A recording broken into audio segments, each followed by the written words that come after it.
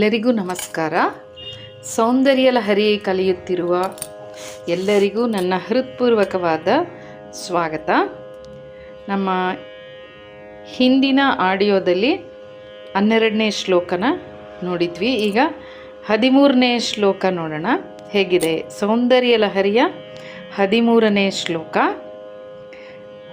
ಮೊದಲಿಗೆ ಓಂ ಶ್ರೀ ಗಣೇಶಾಯ ನಮಃ. ಓಂ ಶ್ರೀ ಗುರುಭ್ಯೋ ನಮಃ. ಶ್ಲೋಕ 13. ನರಂ ವರ್ಷೀಯಾಂಸಂ ನಯನ ವಿರಸಂ ನರ್ಮಸು ಜಡಂ ತವಾಪಾಂಗಾಲೋಕೆ ಪತಿತಮನುಧಾವಂತಿ ಶತಶಃ ಗಲದ್ವೇಣೀಬಂಧಾಃ ಕುಚಕಲಶವಿಸ್ರಸ್ತಸಿಚಯಾಃ ಹಠಾತ್ರುಟ್ಯತ್ಕಾಂಚ್ಯೋ ವಿಗಲಿತದುಕೂಲಾ ಯುವತಯಃ. ಹೀಗೆ 13ನೇ ಶ್ಲೋಕ ಇದೆ. ಈ ಶ್ಲೋಕದಲ್ಲಿ ದೇವಿಯ ಕಡೆಗಣ್ಣೋಟದ ಪ್ರಭಾವ ಅದ್ರ ಬಗ್ಗೆ ನಾವಿಲ್ಲಿ ತಿಳ್ಕೊಳ್ತಾ ಇದ್ದೀವಿ. ಇದನ್ನು ಪದವಿಭಾಗ ಮಾಡೋಣ. ನರಂ ವರ್ಷೀಯಾಂಸಂ ನಯನ ವಿರಸಂ ನರ್ಮಸು ಜಡಂ ತವಾಪಾಂಗಾಲೋಕೆ ತವ ಅಪಾಂಗ ಅಲೋಕೆ ಆಲೋಕೆ ಪತಿತಮನುಧಾವಂತಿ ಪತಿತಂ ಅನುಧಾವಂತಿ ಶತಶಃ ಗಲದ್ವೇಣೀಬಂಧಾಃ ಗಲದ್ವೇಣಿಬಂಧಾಃ ಕುಚಕಲಶವಿಸ್ರಸ್ತಸಿಚಯಾಃ ಹಠಾತ್ರುಟ್ಯತ್ಕಾಂಚ್ಯೋ ಹಠಾತ್ ತೃಟ್ಯತ್ ಕಾಂಚ್ಯಃ. ಹೀಗೆ ಪದವಿಭಾಗ ಮಾಡಿದ್ರೆ ಸಿಗುತ್ತೆ.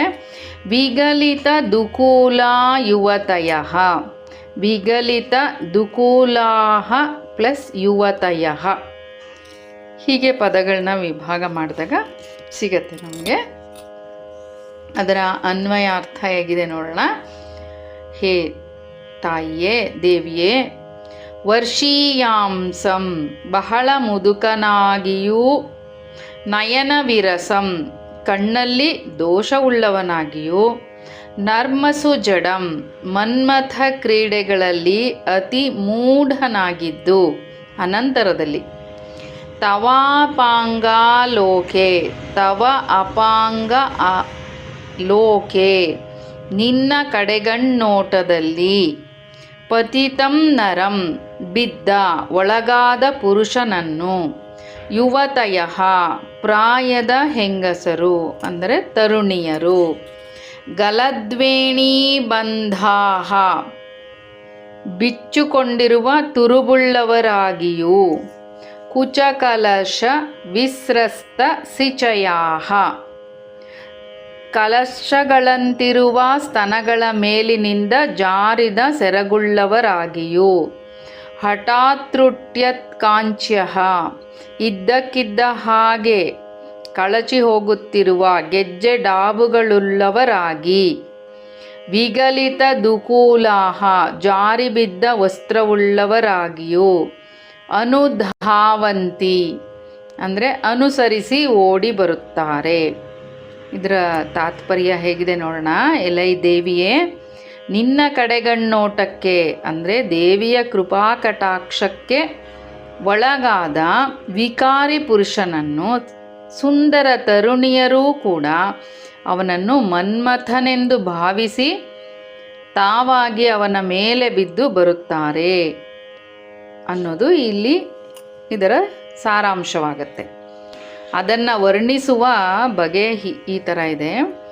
ನಿನ್ನ ಭಕ್ತನು ಹಣ್ಣು ಮುದುಕನಾಗಿದ್ದರೂ, ನೇತ್ರದೋಷಗಳಿಂದ ಅಂಧನಾಗಿದ್ದರೂ, ರತಿಕ್ರೀಡೆಗಳಲ್ಲಿ ಅತ್ಯಂತ ಮೂಢನಾಗಿದ್ದರೂ, ನಿನ್ನ ಕಡೆಗಣ್ಣೋಟಕ್ಕೆ ಒಳಗಾದರೆ 100 ಮಂದಿ ತರುಣಿಯರು ಮೋಹಪರವಶರಾಗಿ ಬಿಚ್ಚಿದ ತುರುಬು ಉಳ್ಳವರಾಗಿ ಕಲಶದಂತಿರುವ ಸ್ತನಗಳಿಂದ ಜಾರಿ ಬಿದ್ದ ಸೆರಗು ಉಳ್ಳವರಾಗಿ, ಇದ್ದಕ್ಕಿದ್ದ ಹಾಗೆ ಜಾರುತ್ತಿರುವ ಗೆಜ್ಜೆ ಡಾಬುಗಳುಳ್ಳವರಾಗಿ, ಉಟ್ಟ ಸೀರೆ ಜಾರಿ ಬಿದ್ದವರಾಗಿ, ಆದರೂ ಅವುಗಳ ಪರಿವೇ ಇಲ್ಲದೆ ನಿನ್ನ ಆಕರ್ಷಣಕ್ಕೆ ಒಳಗಾಗಿ, ಅಂದರೆ ಮೋಹಾಂಧಕರಾಗಿ, ಆ ವೃದ್ಧ ವಿಕಾರಿ ಮುದುಕನನ್ನು ಮನ್ಮಥನೆಂದು ಭಾವಿಸಿ ಮೋಹಾಂಧಕಾರಕ್ಕೆ ಒಳಗಾಗಿ ಅವನನ್ನು ಹಿಂಬಾಲಿಸುತ್ತಾರೆ.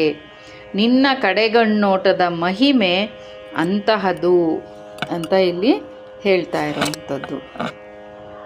ನಾವು 13ನೇ ಶ್ಲೋಕದಲ್ಲಿ ಇದನ್ನು ತಿಳ್ಕೊಳ್ತಾ ಇದ್ದೀವಿ. ಇಲ್ಲಿ ಶತಶಃ ಅನುಧಾವಂತಿ ಅಂದರೆ 100 ಜನ ಯುವತಿಯರು, ಅಂದರೆ ಭೂಲೋಕ, ಭುವರ್ಲೋಕ, ಸುವರ್ಲೋಕ ಈ ಎಲ್ಲ ಲೋಕಗಳಲ್ಲೂ ಇರುವ ಯುವತಿಯರು ಅನ್ನೋ ಅರ್ಥ ಕೊಡುತ್ತೆ. ವರ್ಷೀಯಾಂಸಂ ನಯನ ವಿರಸಂ ನರ್ಮಸು ಜಡಂ ಅಂದರೆ ಈ ಶ್ಲೋಕದಲ್ಲಿ ಬಣ್ಣಿಸಿದ ಮುದುಕ ಬೇರೆ ಯಾರೂ ಅಲ್ಲ, ಶಿವನೇ ಹೌದು. ಶಿವನು ವಿರಕ್ತ ಆದುದರಿಂದ ಕಾಮಜಡ ಶಿವ ಮುಕ್ಕಣ್ಣ ಆ ಅರ್ಥದಲ್ಲಿ ನಯನ ವಿರಸ. ಅಲ್ಲದೆ ಶಿವ ಬೂದಿ ಬಡಕ, ಮಸಣವಾಸಿ, ಭಿಕ್ಷುಕ ಹೀಗೆಲ್ಲ ಅವನ ವಿಲಕ್ಷಣತೆ ಅನ್ನು ತೋರಿಸಿರುವಂಥದ್ದು. ಅಪ್ಸರ ಸ್ತ್ರೀಯರು ಗಿರೀಶ ಸಾಯುಜ್ಯವನ್ನು ಪಡೆದರೆಂಬ ಶ್ಲೋಕದಲ್ಲಿ ಶ್ಲೋಕ 12ರಲ್ಲಿ ನಾವು ಕೇಳಿದ್ದೀವಿ. ಅದರ ಮುಂದುವರಿದ ಶ್ಲೋಕ ಇದು ಅಂತ ನಾವು ಅಂದ್ಕೊಳ್ಬೋದು. 13ನೇ ಶ್ಲೋಕ. ಇದರಲ್ಲಿ ಇದನ್ನು ಪದೇ ಪದೇ ಹೇಳ್ಕೊಳ್ಳೋದ್ರಿಂದ, ಅಂದರೆ ಪುನಃ ಪಠನೆ ಮಾಡೋದ್ರಿಂದ ಷಂಡತನ ನಿವೃತ್ತಿ ಹೊಂದುತ್ತೆ, ಸ್ತ್ರೀ ವಶೀಕರಣ ಆಗತ್ತೆ ಅಂತ ವಿದ್ವಾಂಸರು ಹೇಳ್ತಾರೆ. ಇಲ್ಲಿಗೆ ನಮ್ಮ 13ನೇ ಶ್ಲೋಕದ ಈ ಶ್ಲೋಕಾರ್ಥವನ್ನು ಮುಗಿಸೋಣ. ಸರ್ವೇ ಜನಾಃ ಸುಖಿನೋ ಭವಂತು, ಸರ್ವೇ ಸನ್ಮಂಗಲಾನಿ ಭವಂತು. ಧನ್ಯವಾದಗಳು.